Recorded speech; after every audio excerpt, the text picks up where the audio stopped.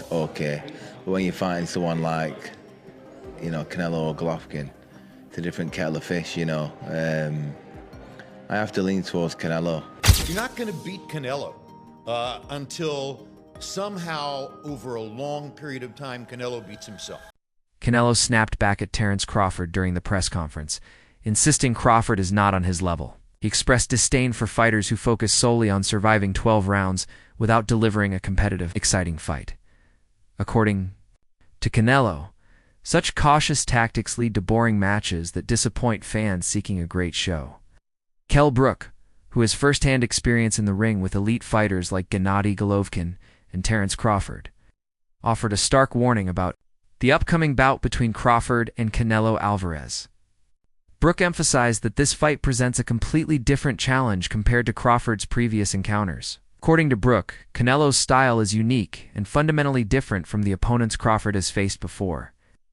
Unlike Crawford, who is shorter in stature and relies heavily on skill and speed, Canelo brings a blend of power, ring intelligence, and tactical versatility that sets him apart. It's a wow. It's a wow fight, It's two supreme athletes fighting against each other, but you've got to sway towards Canelo. Crawford's gonna have to, move up, and I knew when I boxed Golovkin, there's a big difference, especially with someone that, fighting a middleweight, a mediocre world champion's okay, but when you're fighting someone like, Canelo or Golovkin, it's a different kettle of fish, I have to lean towards Canelo, but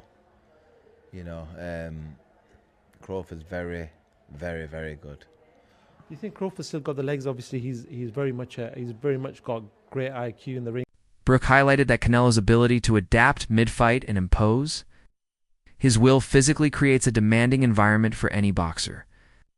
Facing a strong, versatile fighter like Canelo requires a different mindset and preparation, Brook expressed. His belief that, given these factors, Crawford will need to adjust significantly to match Canelo's approach. The warning to Crawford was clear. This is not the same kind of opponent he has faced before. He's still got the legs to be maybe outmoving Canelo if he needs to. Well, I don't know. I think when we look back at Mayweather when he beat Canelo, he's a mover. Crawford's not really like Mayweather in that aspect. He's more, he kind of sets his feet. And he's cute with how he approaches chucking shots and moving. I think it's a different fight to Mayweather, and Canelo's obviously a different fighter from when he boxed Mayweather. But like I say, it's one of them what we've got to tune into and watch.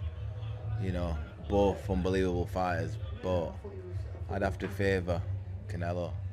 Just his size and his experience and just his ring generalship, he's got confidence, he's big. Veteran commentator Jim Lampley has voiced strong confidence in Canelo. Alvarez's ability to secure a victory over Terence Crawford.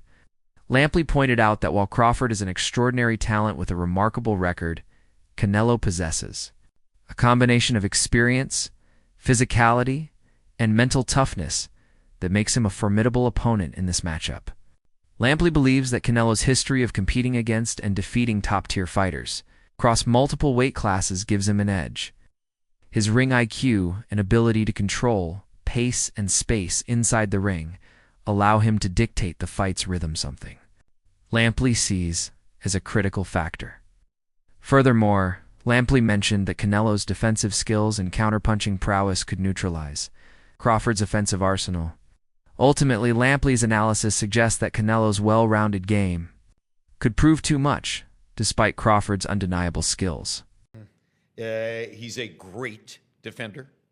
He has the most solid punch resistance of anybody in the sport. Nobody's ever knocked him off balance. Nobody's ever really knocked him down. There's only one official knockdown in his career, and it was because he bounced off the ropes when Jose Cotto hit him with a hard shot to the chest. And the referee employed a strict interpretation of the rules and said, oh, the ropes held you up, so that's a knockdown. He's never been put on his back by anybody. He rides horseback every morning. His legs are the strongest in the sport. You're not going to beat Canelo until somehow over a long period of time, Canelo beats himself. If he gets tired of all the discipline he has had to employ to make all the money he's made, if he has enough giant ranches in the Yucatan, if he has enough beautiful horses, if he has had enough unforgettable dinners with Mexican billionaires in Mexico City and Vegas, then maybe. But my guess is he will retire without incurring another loss, because it's important to him to do that. Which implies you like him against Bud Crawford. I do like him against Bud Crawford, but I do think that it's a great fight. Now, I could change my mind when we get closer. Bud Crawford, to me, is a latter-day Sugar Ray Robinson. He has the multiple skills of Sugar Ray Robinson. He can defend or attack. He has a deep inner mean streak that he can employ at any moment in a fight to get what he wants. You know, before the fight against, help me out here, Madrimov was his last fight. Spence? Spence. Yes. Before the fight against Errol Spence, there were quite a lot of people in the sport, in boxing media, who were saying, you know, I like Spence to win the fight. I was one of those people who said, no way. Errol Spence doesn't have the depth. Terence Crawford's career speaks volumes about his talents and accomplishments. His demonstrated exceptional boxing skills, power, and ring adaptability throughout his journey, earning his place among the sport's elite. Yet there's a paradox in how Crawford's fighting style is perceived by the public. All Crawford's technical prowess and tactical brilliance are widely recognized within boxing circles. The general audience often overlooks these attributes in favor of flashier, more aggressive styles. Crawford tends to approach fights with calculated precision, blending defense with sharp counters and strategic pressure. This methodical style, although effective, is sometimes criticized for lacking excitement, as it doesn't always deliver the high-octane action that casual fans crave. This disconnect means that many fans don't fully appreciate the skill set Crawford brings to the ring. He has been walking down his fighters, and people don't see that but me. For some reason, when I had that tape, people were screaming cat. And it's like David Ebenezer, Errol Spence, Sean Porter, Gamboa, a Mean Machine. Even against Madrimov, the way he won the fight was by fighting. It wasn't Floyd Mayweather sticking. This guy has been too athletically gifted, and I mean explosive, hard punching, and too strong for his ops. When he's in orthodox, he boxes more. When he switches, he becomes a puncher. And now he's coming out southpaw. He ends you. He is not, you gotta watch him fight. He does do athletic things where his hands and his feet work together, and he catches you for sure. But what he mostly do is he punishes and he bullies his op, because he walks you down and whips your ass. He's an ass whipper. Boxing analyst Bomac offers a contrasting viewpoint, recognizing Canelo's talents while emphasizing Crawford's superior technical skills. According to Bomac, Canelo is undoubtedly a top-level fighter, but Crawford's precision, speed, and ring generalship give him the edge in this matchup. Bomac highlights Crawford's motivation and preparation leading into the fight, noting that Crawford has consistently demonstrated a high level of focus and readiness when stepping into the ring. This mental sharpness, combined with his refined skill set, allows Crawford to dictate fights and outthink opponents, while Canelo's power and experience make him a dangerous adversary. Bomac believes that Crawford's strategic approach and technical proficiency could prove decisive, especially if Crawford executes his game plan effectively. This analysis underscores the tactical battle that could unfold, rather than a straightforward power contest. This fight with Canelo Álvarez, it was interesting to see the comments from Canelo on how he sort of assessed Bud Crawford's career. I almost feel after the Spence fight that was like an exclamation point on everything he's done, maybe from the critics who never gave him credit, but it almost seems like Canelo was downplaying his achievements. What do you make of that? Is that to build a fight? Because it sells itself. Well, I'm gonna tell you like this. I think Crawford rebuttal was everybody always say he hasn't fought nobody, or no everybody that he fought was a no name. But I'm gonna tell you like this: what Crawford said, well, they was something until Crawford fought him. So Obviously, he's doing a great job because he's making everybody look normal. Not everyone, like when they go against Canelo, you know, I don't think there's anyone else in boxing who you would ask and say this is a possible task for. But for Crawford, because of his pound for pound abilities, and apparently no rehydration clause. Am I hearing that right? He wants full smoke at that weight. Let's go, man. That's what Crawford wants. He wants to show the world that he's the best. So, hey, why put stipulations in there when you know that you can be the best? So let's go test ourselves.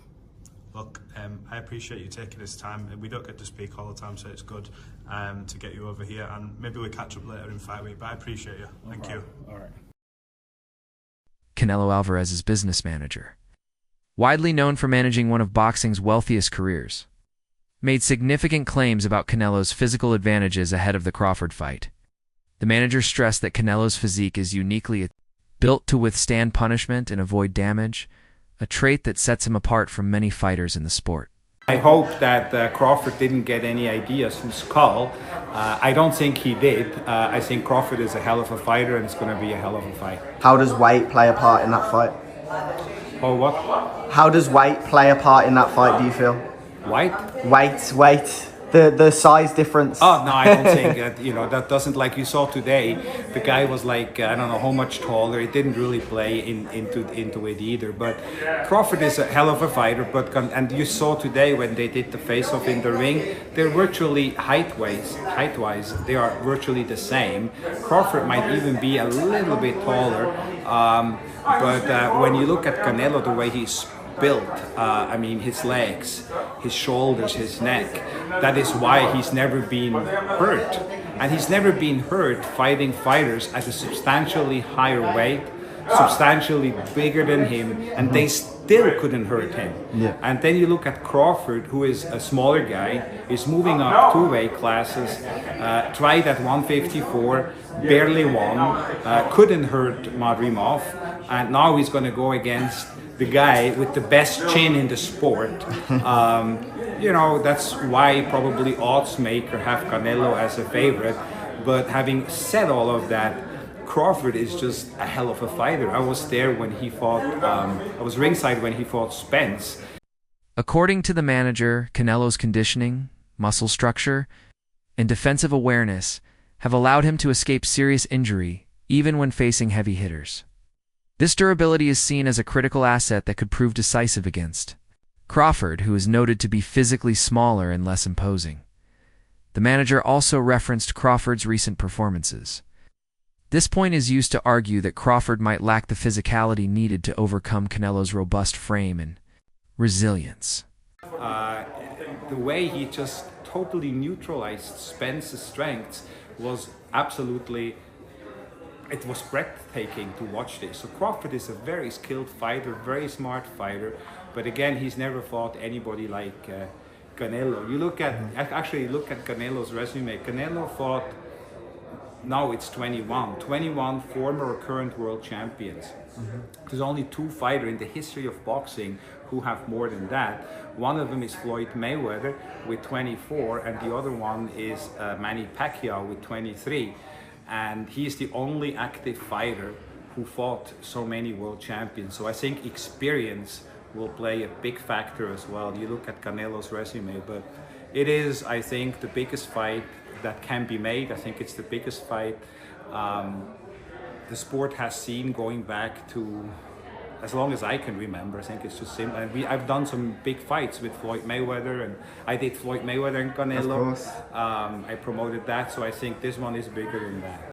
Analysts universally acknowledge Terence Crawford as an exceptional fighter, possessing elite skills and ring intelligence. However, the upcoming bout presents challenges, particularly because Crawford is moving up in weight to face Canelo, who is widely regarded as one of the best pound-for-pound fighters in boxing history. Experts suggest that Crawford will rely heavily on his tried-and-true game plan, making significant adjustments at this stage of his career, especially when stepping into a higher weight class would be risky and potentially detrimental. Crawford's approach has consistently emphasized precision, counter-punching, and tactical patience, elements he will likely stick to against Canelo. The difficulty of adapting to a new weight while facing a physically imposing and experienced Champion like Canelo creates a complex scenario. Analysts speculate that Crawford's ability to implement his familiar strategy effectively without overextending himself will be crucial for his success. How is Terence Crawford going to beat Canelo Álvarez? We need to talk about it. When we look at the guys who've had success with Canelo, we'll look at Bivol, we'll look at Golovkin, we'll look at Floyd, and we'll look at Lara. Yes, I'll throw Lara in there. Why not? I think all these fights are absolutely irrelevant coming into this bout. Some of them are just dated, or some of these guys' style just cannot apply. For example, a guy in Lara. If Crawford wanted to fight how Lara fought Canelo, he would probably gas out in 7 rounds, or if he made it 12, he just wouldn't get that decision. It's that simple. Let's take a guy in Golovkin. Crawford just simply does not have the punching power, nor do I think he has the gas tank at 68. He's not a good enough puncher to try to fight Canelo like Golovkin. He doesn't have the physical traits, even in the chin department. Then you have Floyd Mayweather. Well, both can have a bit of similarities. The speed, reflexes, technical prowess, IQ, timing, counterpunching, lateral movement, it's just too much from Floyd. I don't think Bud could take much from Floyd's game plan to implement it into his own success in September. And then you have Dimitri. The speed, the technical prowess, the IQ, the length is too much. So essentially, Terence Crawford is going to have to beat Canelo in a way that nobody has ever beaten him or gave him any issues in. I'm going to tell you exactly how Crawford's going to fight. He's going to fight like his damn self. It's too late in his career to change up the game plan. It's too late in his career for him to want to change up the game plan coming to a fight of this magnitude with a style he's never fought before. That would be a recipe for disaster. He's going to be more than likely off the back foot. He's going to be looking for counter shots. And I think there will be a point in this fight where he's simply just trying to survive. I like Crawford. He's an amazing pound-for-pound fighter. A different animal at 168. This is one of the greatest of all time. I see win scenarios for him, but I don't see him being realistic. I can see him fighting off the back foot, using his speed, timing, and feet to stay away from Canelo, but that's very, very, very unlikely, damn near impossible. Nico Ali Walsh, a promising young boxer and commentator, has weighed in on the fight, highlighting the close nature of the contest. Walsh pointed out that Crawford's recent sparring sessions with heavyweight fighters showcased his ability to handle larger opponents, which could give him an edge in facing the bigger Canelo. This observation adds nuance to the discussion, suggesting that Crawford has prepared to counteract the size and power disadvantage through rigorous training and experience against heavier sparring partners. Walsh believes that this preparation makes the fight a genuine 50-50ths proposition where either fighter could emerge victorious. His analysis reflects the unpredictability and excitement surrounding the matchup, where both fighters bring distinct strengths and challenges, making it difficult to definitively pick a winner. Of Canelo's team. Canelo's one of my favorite fighters. He's been my favorite fighter for the longest time. But, you know, I have to be Team Bud because me and Bud are cool. And I have so much belief in Bud. And I know who he is as a fighter. He is one of the greats. So he could do anything, he wants. And being around both of them and seeing how they work and train and things like that, what makes both of them the fighters they are, in your opinion? I've watched Bud. So for Bud in particular, he's calm in everything he does, and that kind of calm is scary to watch because it shows experience. You can see that he's been doing this for decades. You can see it with his shadow boxing. Legendary trainer and analyst Teddy Atlas provides a balanced perspective on the Canelo versus Crawford debate. Atlas acknowledges Canelo's advantages in power, size, and physical strength, noting these attributes are significant factors in any fight. However, he equally credits Crawford's technical skill set, ring IQ, speed, and passion as potent weapons. Atlas frames the contest as a true clash of styles and strengths, where physicality meets technical excellence. He emphasizes that both fighters bring qualities that could tip the scales in their favor, making it a highly competitive and evenly matched bout. According to Atlas, the fight's outcome hinges on who executes their strategy more effectively on fight night. This makes the contest a genuine 50-50ths fight, with valid arguments supporting either side's chances of victory. Well, come on, he's human. So he had a few hiccups. He won the fight. He's Terence Crawford. A lot of people say, "Oh, Teddy, you make him so good. You're always saying how great Crawford is." But who's he beating? He unified the what was his first division? Lightweight. Then he unified the junior. Then he unified the junior welter, then he unified the welter. I think I got the weight classes right. It doesn't matter. He unified like 3 different weight classes. He moved up in weight. Guys are tired of me saying it.